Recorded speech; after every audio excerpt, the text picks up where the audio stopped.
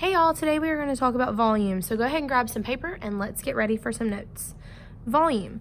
Volume is the amount of space that a 3D figure will hold. So every single thing that will be inside of a three-dimensional figure.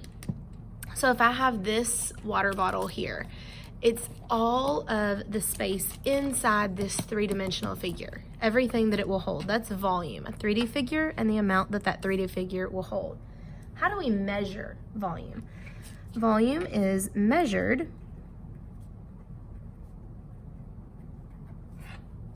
in cubic units. Okay, so what does that mean? Cubic units, that means that whenever you are answering your volume problems, you're always going to end it with a little baby 3. You're gonna put your exponent 3 because it is measured in cubic units. Okay, so let's go ahead and get started. We are going to talk about 4 different types of volume today. And the first one that I want to go ahead and get started with is a sphere. A sphere. What is a sphere? A sphere is a 3-dimensional circle, kind of like a ball, soccer ball, a basketball, tennis ball, whatever, a sphere. The earth. There are spheres in this classroom. See if you can find one. Okay, so a sphere is a 3-dimensional circle. So I'm going to kind of draw it 3-dimensional, see if we can't make it somewhat look like a circle that is 3D and not just flat on this paper. So first of all, we need to go ahead and we need to figure out the formula for a sphere. So volume equals 4/3 times pi times the radius cubed. Okay, so the radius of this particular sphere, I'm going to change colors so that you can tell the difference. We're going to say that this radius is 7.5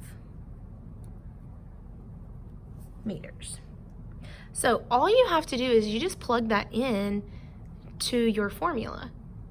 Now, if it had the full diameter, you would need to make sure you cut that in half to find the radius because the formula specifically calls for the radius.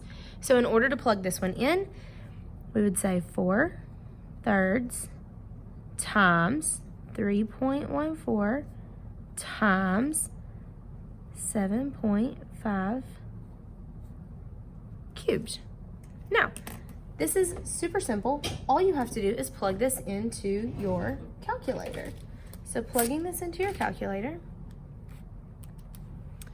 you're going to type in 4 divided by 3. I like to put that in parentheses. That's just my habit. You don't have to. So 4/3 times 3.14 times 7.5. I'm going to raise the roof to the 3rd power equals 1,766.25 meters cubed. So volume of this sphere equals 1,766.25 meters cubed. And that's it. That's your answer. Super simple. So for a sphere, you need to make sure that you remember the formula. Volume of a sphere is 4/3 times pi times radius cubed. Okay, let's talk about another 3-dimensional figure.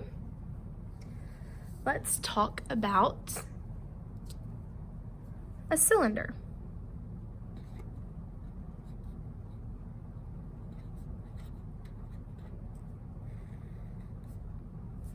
Okay, so if we're talking about a cylinder, that's going to be kind of drawn like this for it to appear 3D. Let me zoom that in for you. Okay, so what if our radius is 4? And what if our height is 9. Now, we need to know what the volume formula is for this cylinder. So volume equals pi times the radius times the height, the radius squared, excuse me, times the height. Now, all you have to do is look in your problem, find those things that it's asking for, and plug them in. So pi is 3.14 times, what is your radius? 4 squared times the height. How tall is this cylinder? 9. So the volume equals, all you have to do is plug that into your calculator. Zoom back out so that you can see it. So 3.14 times 4 squared times 9.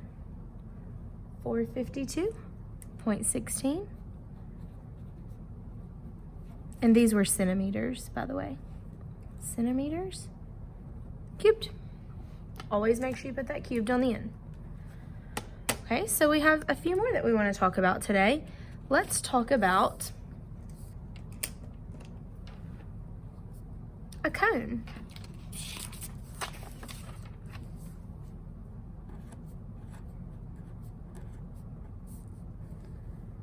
Okay, so if we draw a cone, it's going to kind of have a circle as a base. It's going to go up. There we go. There's a cone. Okay, so the volume formula for a cone, volume equals 1/3 pi times the radius squared times the height. Now let's talk about something. Height of a cone. This outside is your slant height. That's the outside amount. Actual height of a cone is the inside amount because it's from the base to the top. You don't ever want to take that slant height. Don't take the outside height. Okay, so let's fill in some measures. What if I had 15 yards as my height? And what if my radius was 5 yards? Now we just fill it in. So we would say 1/3 times pi, 3.14, times radius squared. Well, our radius is 5 squared times the actual height, 15. So volume equals, plug all of that into your calculator. Like I said before, I like to put my fractions in parentheses. You don't have to. 1/3 times 3.14 times 5 squared times the height, 15, equals 392.5 yards cubed. Make sure you put that. You always have to have that suffix on the end, yards cubed. And the fourth and final three-dimensional figure that we're going to talk about today are prisms.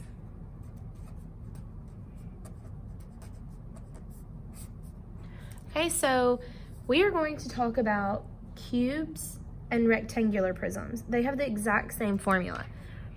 So a cube, I'll give you a minute to draw that, and I'll go real slow for the next one so that you can figure out how to draw it. Draw a rectangle, or a square if you're wanting a cube. Draw another one just below it, and then connect your corner to corner to corner to corner, and it makes a three-dimensional shape. Now, the volume formula for prisms, volume equals length times width times height. So we just need to make sure that we have the length, the width, and the height.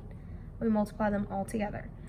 So for this rectangular prism, we are going to have, let's have 5 inches. We will have 4 inches for the width, the length, and then the height is going to be 3 inches. So let's plug that into our formula. The length, how long is this? 5 inches. The width, how wide is it? 4. And the height, how tall is it? 3. So volume equals 5 times 4 times 3, 60. So the volume of this rectangular prism is 60 inches cubed. Now, this will take some practice. Make sure you remember your formulas. So let's go over them again. For a sphere, it's 4/3 times pi, 3.14, times radius cubed. You need to cube it when you're talking about a sphere. A cylinder, volume equals 3.14 times the radius squared times the height. For a cone, 1/3 times pi times the radius squared times the height. And for a prism, length times width times height. Notice on all of these, I put cubed as my suffix on the end. I hope this helps. Y'all have a great day. Bye.